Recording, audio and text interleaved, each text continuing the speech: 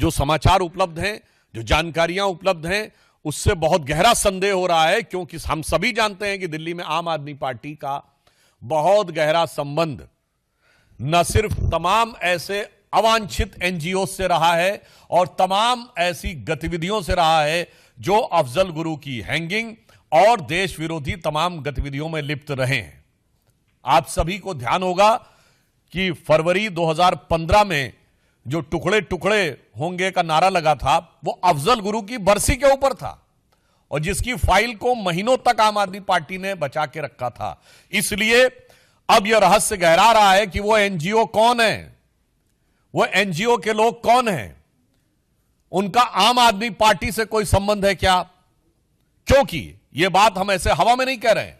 आम आदमी पार्टी की मुख्यमंत्री आतिशी मरलेना जी के दोनों पेरेंट्स ने अफजल गुरु की क्लीमेंसी के पिटीशन का समर्थन किया था, तो यह बात सीधे संबंध जुड़ता हुआ दिखाई पड़ रहा है।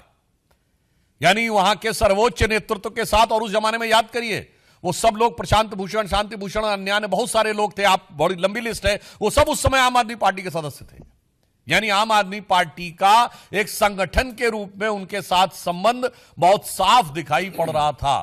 तो अब ऐसी जानकारी लगती है और यह ऐसा ही गहरा संदेह आता है जो पुष्ट होता हुआ नजर आता है कि क्या इस चीज में आम आदमी पार्टी का या उनसे जुड़े एनजीओ का कोई संबंध है।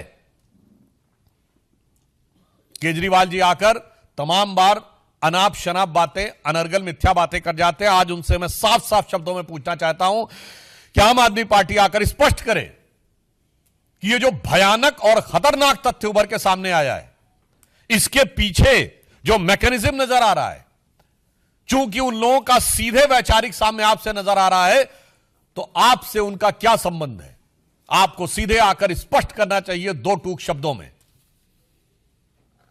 और उसके साथ साथ यह भी सवाल है कि अगर अल्पवयस्क बच्चे ये कर रहे हैं, तो ये जो भी सो कॉल्ड एनजीओज हैं, जो मेरे विचार से देश के लिए खतरनाक काम कर रहे हैं, और इनका जो आम आदमी पार्टी के साथ पुराना स्थापित संबंध रहा है, वो देश के नौनिहालों के मन में किस प्रकार का जहर भर रहे हैं और उस जहर के कितने घातक प्रभाव आने वाले समय में पड़ सकते हैं। इसलिए हमें इन सारी चीजों का सीधा, स्पष्ट और सपाट जवाब आम आदमी पार्टी से चाहिए कि इस प्रकार की जो घटना हुई उसमें जो लोग संलिप्त हैं उनसे आपका क्या संबंध है, और उस प्रकार के लोगों के साथ आपके पूर्व में स्थापित संबंध रहे हैं, आपकी मुख्यमंत्री के परिवार तक से वो लोग संबंधित रहे हैं जिन्होंने इस प्रकार की गतिविधियों का समर्थन किया था।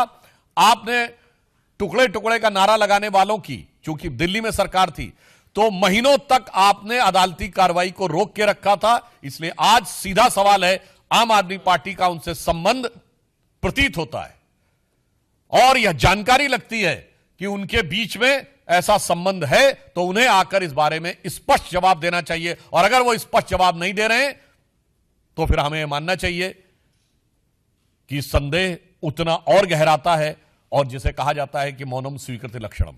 देर पहले आपने दिल्ली के पुलिस कमिश्नर श्री सुधांशु त्रिवेदी जी की प्रेस कॉन्फ्रेंस देखी होगी।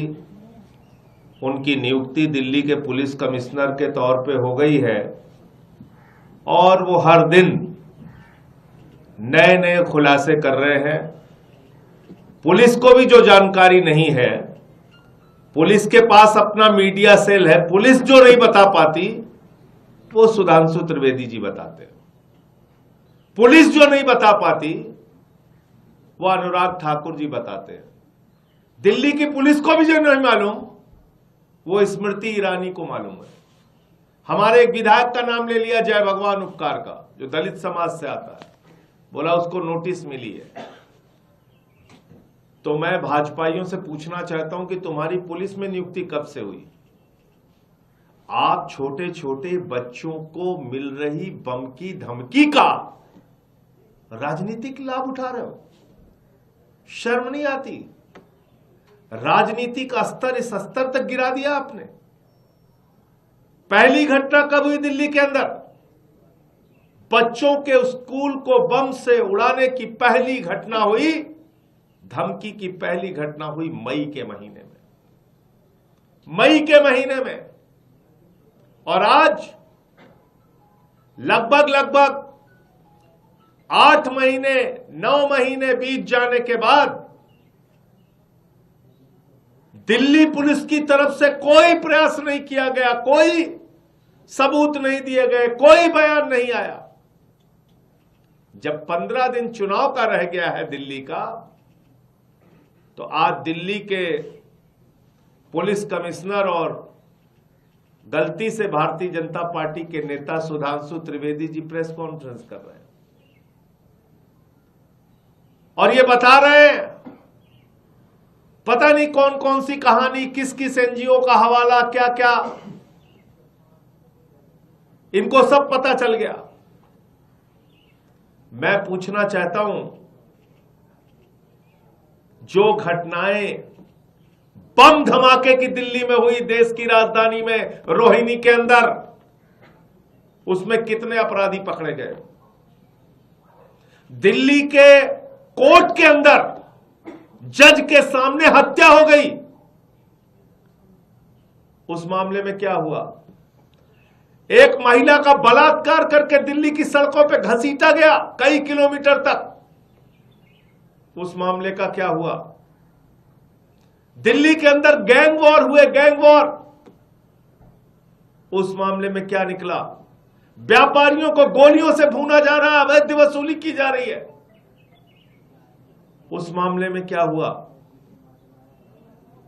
आपने सुरक्षा जैसे गंभीर मुद्दे को अपने राजनीतिक नफा नुकसान के लिए इस्तेमाल किया और छोटे छोटे बच्चों के स्कूल को उड़ाने की मिल रही धमकी को राजनीतिक लाभ के लिए। 10 महीने में कोई जांच आपकी नहीं हुई, कुछ पता नहीं चला 10 महीने में आपको। अचानक 15 दिन पहले एक मनगढ़ंत कहानी लेके आप आ गए। तो इसलिए मैं कहता हूं कि भारतीय जनता पार्टी को न दिल्ली की सुरक्षा से मतलब है, न राष्ट्र की सुरक्षा से मतलब है। जो चीन ने घुसपैठ करके 2 काउंटी बना ली भारत की सीमा के अंदर, वो अरविंद केजरीवाल की वजह से हुआ है। कल को कहोगे अरविंद केजरीवाल की वजह से हुआ है। अमेरिका के राष्ट्रपति ट्रंप ने अपने शपथ ग्रहण समारोह में नरेंद्र मोदी को नहीं बुलाया, अरविंद केजरीवाल की वजह से हुआ है। कल को कहोगे केजरीवाल की वजह से हुआ है। इसलिए मैं कहता हूं भाजपा के बारे में, न नेता है, न नीति है, न नीयत है, सिर्फ आरोप प्रत्यारोप है। पहले रोहिंग्या लेके आए, चिल्लाने लगे रोहिंग्या।